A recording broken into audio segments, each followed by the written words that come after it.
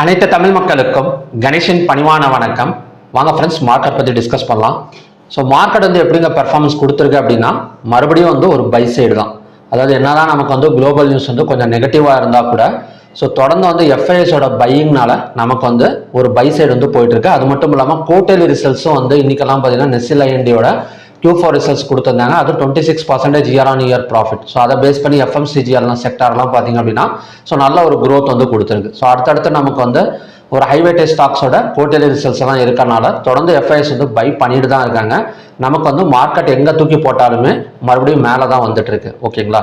இப்போ ஈரான் வந்து என்ன சொல்லிட்டாங்க அப்படின்னா, நாங்கள் நெகோசியேஷனுக்கு வந்து வரமாட்டோம் அப்படின்னு சொல்லிட்டு நேற்றே அனௌன்ஸ்மெண்ட் வந்து பண்ணிட்டாங்க. ட்ரம்ப் கொடுத்த 14 நாள் சீஸ்ஃபயர் டேட் வந்து நாளையோட முடிய போகுது. அதாவது ஏப்ரல் 22 முடிய போகுது. இன்னி வரைக்கும் கூட இப்போ கூட பாகிஸ்தானுக்கு வந்து ஈரான்லேருந்து யாருமே வந்து நெகோசியேஷனுக்கு வரல அப்படின்னு சொல்லிட்டு தான் நியூஸஸ் வந்து வந்துட்டு இருக்கு. ஓகேங்களா? ஸோ ஓவராலாக அவங்க நெகோசியேஷனை ஃபுல்லாக வந்து அவாய்ட் பண்ணுறாங்க.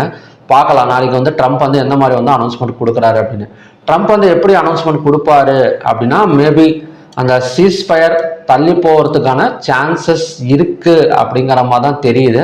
ஆனால் இவர் கொடுத்துருக்கிற நியூஸ் எல்லாம் பார்த்தீங்க அப்படின்னா மறுபடியும் போர் நடத்துகிற மாதிரி மிரட்டுற மாதிரி தான் நியூஸஸ் வந்து கொடுத்துட்டு இருக்கிறாரு. ஓகேங்களா? ஸோ நாளைக்கு ஈவினிங் தான் தெரியும் அவர் எந்த மாதிரி நியூஸ் கொடுக்குறாரு அப்படிங்கிறத நம்மளால ப்ரெடிக்ஷனே பண்ண முடியாது.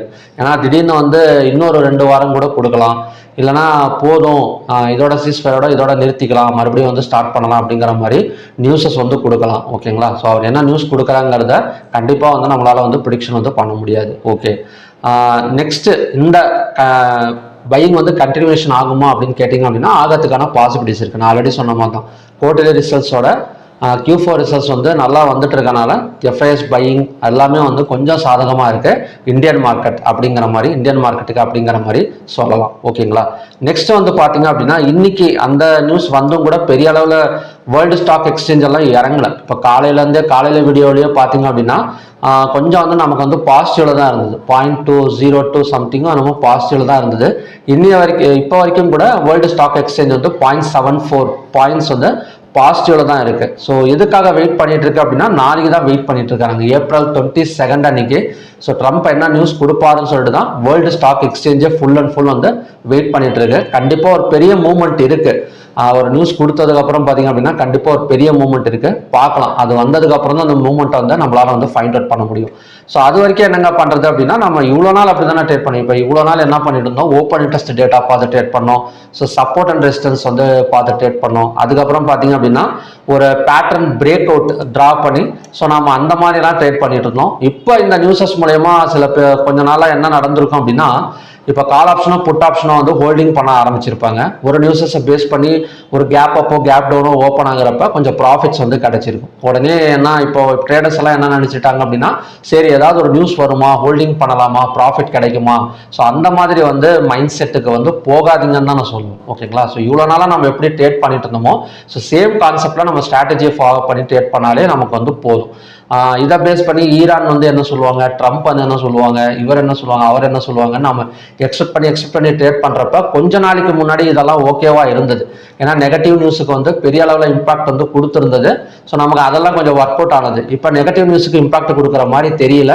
அதே சமயம் குவார்ட்டர்லி ரிசல்ட்ஸை ஃபாலோ பண்ணி தான் இப்போ மார்க்கெட் வந்து போயிட்டு இருக்கு. ஸோ கொஞ்சம் கேர்ஃபுல்லாக வந்து ஹோல்டிங் சைடெல்லாம் நம்ம ரொம்ப ஆசைப்பட்டலாம் என்னதான் ரொம்ப ஆசைப்படக்கூடாது. ஓகேங்களா? ரொம்ப ஆசைப்பட்டு இது நடக்காதுன்னு சொல்லிட்டு நாமளே ஒரு ப்ரெடிக்ஷன் பண்ணிட்டு தெரியாதனமா ஹோல்டு பண்ணியெல்லாம் மாட்டிக்க கூடாது. ஓகேங்களா? ஸோ ப்ராப்பராக மார்க்கெட் ஓப்பன் ஆனதுக்கப்புறம் எப்படி இருக்குன்னு பாருங்க. எம்எஸ்சி அதாவது குளோபல் இண்டெக்ஸ் பாருங்க, நிஃப்டி பாருங்க, ஓப்பன் இன்ட்ரெஸ்ட் டேட்டா, அதுக்கப்புறம் பேட்டர்ன் பிரேக் அவுட். ஸோ இதெல்லாம் வச்சு நம்ம பண்ணாலே போதும், ஒரு ப்ராப்பரான ட்ரேடிங் வந்து கம்ப்ளீட் பண்ணிடலாம். ஸோ ஹோல்டிங்கில் மட்டும் கொஞ்சம் பார்த்து பண்ணுங்க.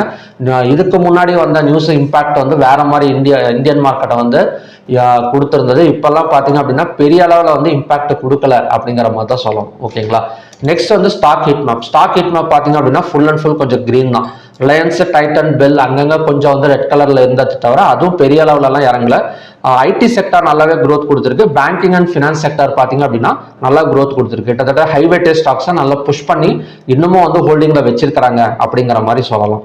நெக்ஸ்ட் வந்து open interest data. So open interest டேட்டாவை பொறுத்த வரைக்கும் கால் ஆப்ஷனை பை பண்ணி புட் ஆப்ஷனை செல் பண்ணியிருக்கிற மாதிரி தான் கடைசி வரைக்குமே இருந்தது. நெக்ஸ்ட் வந்து என்எஸ்சி. இப்போ என்எஸ்சியில் எடுத்துக்கிட்டோம் அப்படின்னா 3385 ஸ்டாக்ஸ் வந்து ட்ரேட் ஆயிருக்கு. அதில் அட்வான்ஸ் வந்து 2084, டிக்ளைன்ஸ் வந்து 1612. கிட்டத்தட்ட பாசிட்டிவா கம்பேர் பண்ணுறதோட நெகட்டிவ் கொஞ்சம் கம்மி தான். இன்னமும் வந்து பாசிட்டிவ் தான் ஸ்டாக்ஸ் வந்து அதிகமாக இருக்கு. அன்சேஞ்சடு 89, 52 வீக் ஹைல 137 ஸ்டாக்ஸும் 52 வீக் லோல பார்த்தீங்க அப்படின்னா ஸோ நமக்கு வந்து 42 ஸ்டாக்ஸும் பார்த்தீங்கன்னா ட்ரேட் ஆகிட்டு இருக்கு. அப்பர் சர்க்கிளில் 116, லோயர் சர்க்கிளில் பார்த்தீங்க அப்படின்னா 62 ஸ்டாக்ஸ். ஸோ ஓவராலாக 52 வீக் ஹைல வந்து நமக்கு 137 ஸ்டாக்ஸ் இருக்கு. இப்போ நேற்றெல்லாம் பார்த்தீங்கன்னா 8 ஸ்டாக்ஸ் 52 வீக் லோ விட ஹை வந்து அதிகமாக தான் இருக்கு. இன்னமும் வந்து குறையல, இன்னமும் வந்து அதிகமாக தான் இருக்கு. ஓகேங்களா? ஸோ அதனால ஓவராலாக என்எஸ்சி ஸ்டாக்ஸ் எடுத்துக்கிட்டோம் அப்படின்னா பாசிட்டிவ்ல நிற்குது அப்படிங்கிற மாதிரி சொல்லலாம். செக்டார் வைஸ் க்ளோசிங் எல்லாம் பார்த்தீங்க அப்படின்னா எஃப்எம்சிஜி கொஞ்சம் நல்லா பர்ஃபார்மன்ஸ் 2% மேலே பர்ஃபார்மன்ஸ் கொடுத்துருக்கு. ரியாலிட்டி செக்டார், அதுக்கப்புறம் பார்த்தீங்கன்னா FMCG sector. So FMCG sector performance கொடுத்ததுக்கு மெயின் ரீசன் வந்து நெஸ்ல் ஐஎன்டியோட Q4 ரிசல்ட்ஸ் அப்படின்னு சொல்லலாம். ஸோ நான் இப்போ சொல்லிட்டு இருந்தேன் பார்த்தீங்களா, எல்லாமே Q4 ரிசல்ட்ஸை பேஸ் பண்ணி ஒவ்வொரு செக்டாரா புஷ் பண்ணி மேலே கொண்டு வந்துட்டு இருக்கிறாங்க. அதனால இப்போதைக்கு வந்து ஒரு பெரிய ஃபால் நடக்குமா அப்படிங்கிறது நமக்கு வந்து டவுட் தான். நெக்ஸ்ட் வந்து ஃபின் நிஃப்டி, பேங்க் நிஃப்டி எல்லாமே நமக்கு வந்து மேலே தான் வந்துட்டு இருக்கு. செக்டார் வைஸ் க்ளோசிங்கும் நமக்கு வந்து பாசிட்டிவ்ல தான் இருக்கு. ஹைவேட்டே ஸ்டாக்ஸ் எடுத்துக்கிட்டோம் அப்படின்னா HDFC bank, state bank of India, ICICI bank, அதாவது Reliance, Shriram finance, Sun Pharma, இது மட்டும்தான் கொஞ்சம் வந்து ரெட்டில் இருக்கு. பெரிய அளவில் கூட இறங்கல, கொஞ்சம் ரெட்டில் இருக்கு. மற்றது எல்லாமே வந்து நமக்கு வந்து ஒரு நல்ல பர்சன்டேஜ் கொடுத்துருக்கு அப்படிங்கிற மாதிரி சொல்லலாம். டாப் கெய்னர்ஸ்னு எடுத்துக்கிட்டோம் அப்படின்னா Nestle IND, Trent, Hindu Unilever, ICICI bank, Bajaj finance. So இதெல்லாம் பார்த்தீங்கன்னா டாப் கெய்னர்ஸுக்கான ஸ்டாக்ஸ். டாப் லூசர்ஸ்னு எடுத்துக்கிட்டோம் அப்படின்னா state bank, SBI life, Jio finance, BEL, doctor Reddy, Reliance, இதெல்லாம் பார்த்தீங்கன்னா அப்படின்னா டாப் லூசர்ஸுக்கான ஸ்டாக்ஸ். ஓகேங்களா? ஸோ நெக்ஸ்ட் வந்து டெக்னிக்கல் வைஸ்ல பார்க்கலாம். இப்போ டெக்னிக்கல் வைஸா பார்த்தா கூட நமக்கு பேங்க் நிஃப்டி எல்லாம் எடுத்துக்கிட்டோம் அப்படின்னா 57,704 தான் நெக்ஸ்ட் ரெசிஸ்டன்ஸ் ஜோன். ஸோ இந்த ரெசிஸ்டன்ஸ் வந்து இந்த கேப் ஃபில்லிங் ரெசிஸ்டன்ஸ் அப்படிங்கிற மாதிரி சொல்லலாம்.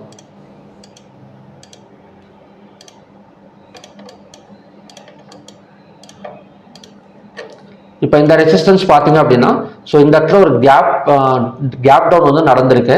இந்த இடத்துல பார்த்தீங்கன்னா ஒரு கேப் ஃபில்லிங் ரெசிஸ்டன்ஸ் வந்து சொல்லலாம். ஸோ இந்த ரெசிஸ்டன்ஸ் வந்தால் கொஞ்சம் இறங்கிறதுக்கு சான்சஸ் இருக்கு. 57,704 வந்ததுக்கு அப்புறம் 5 minutes கேண்டல் ஆச்சு ரெட் கலர் கேண்டல் வந்து ஃபார்மேஷன் வந்து ஆகணும். இந்த இடத்துல 5 minutes candle red colour candle formation ஆனால் தான் ஒரு செல் கன்ஃபர்மேஷன் கிடைக்கும்.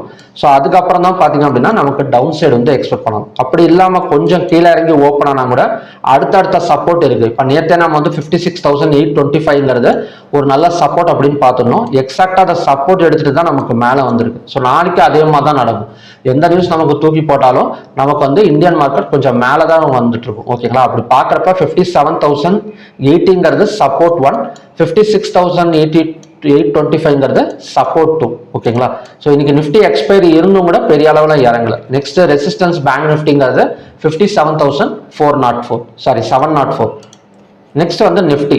இப்போ நிஃப்டி எல்லாம் பார்த்தீங்க அப்படின்னா மார்னிங்லேயே ஒரு நல்ல பிரேக் அவுட், இந்த இடத்துலலாம் ஒரு ட்ரையாங்கிள் பேட்டர்ன் பிரேக் அவுட்னு சொல்லலாம். ஸோ இந்த இடத்துல பிரேக் அவுட் எடுத்துட்டு ஒரு 5 minutes கேண்டல் க்ளோஸ் வச்ச உடனே கிட்டத்தட்ட ஒரு 100 பாயிண்ட்ஸ் நமக்கு வந்து மேலே வந்திருக்கு. ஸோ ஓவராலாக இந்த இடத்துல தான் கொஞ்சம் ஸ்ட்ரகிள் ஆயிருக்கு மார்க்கெட்டு. இந்த இடம் பார்த்தீங்கன்னா தெரியும் நமக்கு வந்து கொஞ்சம் ஸ்ட்ரகிள் ஆனால் கூட மறுபடியும் வந்து நமக்கு ஒரு பிரேக் அவுட் எடுத்துட்டு மேலே தான் பிரேக் அவுட் ஆயிருக்கு. ஓகேங்களா? ஸோ நெக்ஸ்ட் சப்போர்ட் ஜோன் எடுத்துக்கிட்டோம் அப்படின்னா நிஃப்டியை பொறுத்த வரைக்கும் ஸோ இந்த இடத்துல பிரேக் அவுட் ஆனது பார்த்தீங்களா, ஒரு ட்ரையாங்கிள் பிரேக் அவுட். ஸோ இந்த இடம் தான் நமக்கான நெக்ஸ்ட் சப்போர்ட் ஜோன். ஸோ 24,481 நமக்கான சப்போர்ட் ஜோன். அதே மாதிரி செல்லிங் எடுக்கணும் அப்படின்னா இதுக்கு கீழே ஓப்பன் ஆகணும். அதாவது இன்னைக்கான ஹை இருக்கு பார்த்தீங்களா, ஸோ இது இன்னைக்கான ஹைக்கு கீழே ஓப்பனிங் கொடுத்தது அப்படின்னா இந்த 481 வரைக்கும் பாசிபிலிட்டிஸ் இல்லை. இதையும் தாண்டி மேலே ஓப்பனிங் ஒரு பிரேக் அவுட் ஆயிடுச்சு அப்படின்னா கண்டினியூஸாக நமக்கு வந்து நிஃப்டி அகைன் வந்து ஒரு பாசிட்டிவ் மூமெண்ட் வந்து எதிர்பார்க்கலாம். அதாவது 24,601 கீழே ஓப்பனிங் கொடுத்தது அப்படின்னா செல்லிங் வந்து up to 24,481. 24,481 next support zone. So இந்த மாதிரி தான் ஒர்க் அவுட் ஆகும். நமக்கு பிரேக் அவுட் எடுத்தால் மட்டும்தான், இந்த இடத்த தாண்டி பிரேக் அவுட் கொடுத்தது அப்படின்னா ஸோ கண்டினியூஸாக இன்னைக்கு ஒரு 100 to 150 பாயிண்ட்ஸ் போன மாதிரி 100 to 150 பாயிண்ட்ஸ் வந்து நமக்கு வந்து மேலே வரும். நெக்ஸ்ட் வந்து ஃபின் நிஃப்டி. இப்போ ஃபின் நிஃப்டி எடுத்துக்கிட்டா நெக்ஸ்ட் சப்போர்ட் ஜோன். ஃபின் நிஃப்டிக்கு ரெசிஸ்டன்ஸ் கிடையாது, நெக்ஸ்ட் சப்போர்ட் மட்டும் 26,705. ஏன்னா இந்த இடத்த பிரேக் அவுட் பண்ணிட்டு தான் நமக்கு மேலேயே வந்திருக்கு ஃபின் நிஃப்டியை பொறுத்த வரைக்கும்.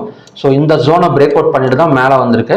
ஸோ அகைன் நெக்ஸ்ட் சப்போர்ட்டுங்கிறது 26,705. ஸோ ஃபின் நிஃப்டிக்கு மட்டும் ரெசிஸ்டன்ஸுங்கிறது அன்பிரிடிக்டபிள். ஸோ நாளைக்கு ஏதாவது பேட்டர்ன் கிரியேட் ஆயிருந்ததுன்னா நான் வந்து அப்டேட் பண்ணுறேன் உங்களுக்கு. நெக்ஸ்ட் வந்து மிட் கேப் நிஃப்டிக்கு மட்டும் இப்போதைக்கு வந்து ஒரு டெம்பரவரி ரெசிஸ்டன்ஸில் தான் நிற்குது. அதாவது மிட் கேப் நிஃப்டி பார்த்தீங்கன்னா தெரியும்.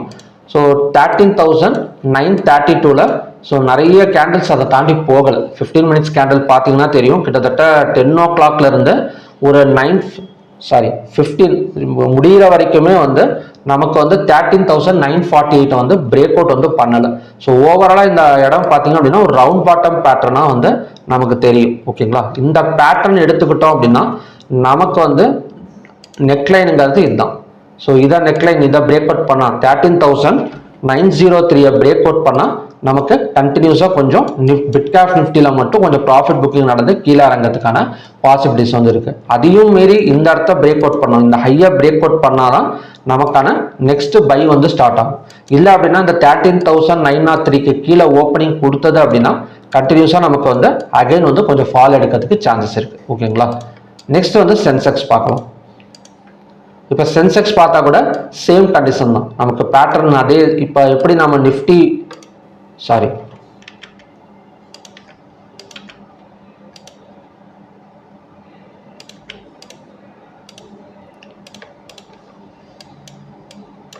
ஸோ சென்செக்ஸுக்கும் வந்து